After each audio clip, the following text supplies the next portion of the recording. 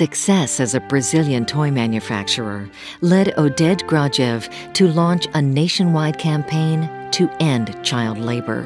He has since become one of the world's leading advocates for corporate social responsibility and a champion of people's ability to create change. We must not forget that power today is concentrated in governments and a great deal in businesses. Now, governments and businesses depend on people.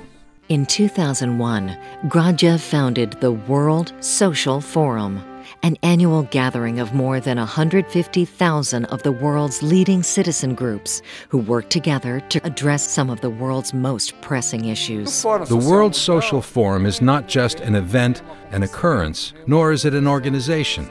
It is a process. It is a process of forming ideas of another society, another world.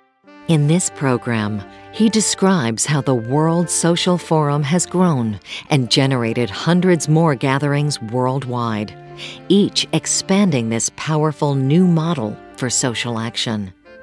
He offers his experience on how to stimulate systemic change in the way we live, work, and govern.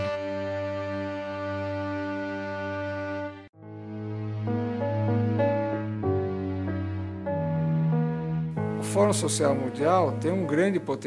World Social Forum has great potential to save mankind from the great social and environmental disaster that is on our threshold.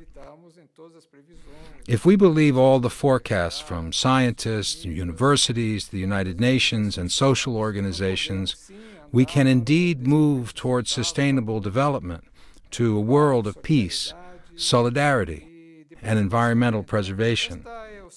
This is the most optimistic outlook. Often, human beings, people, organizations, and countries act after great disasters.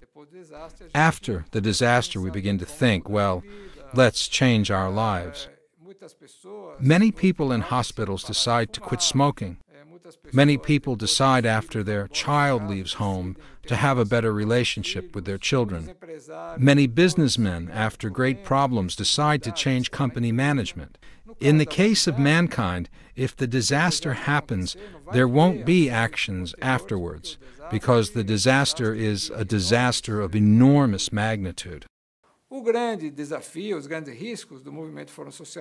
great challenge, the great risk of the World Social Forum movement is for it to become a movement and a process already known and traditional in the other world, this current world that we already know, and not to be the movement of another transforming world. This is a great risk that exists for any social organization, any social entity that intends to be a transforming entity.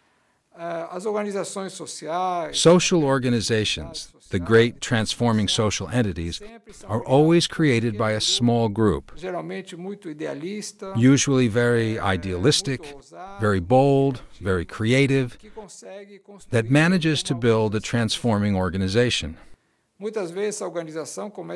Often that organization begins to gain recognition, to grow. And the great risk is for the energy that was directed toward that mission to begin little by little to turn to the actual organization. The question is no longer what is good for achieving that mission, but what is good for the welfare of that organization. The organization becomes an end in itself, and the mission ends up being more and more forgotten.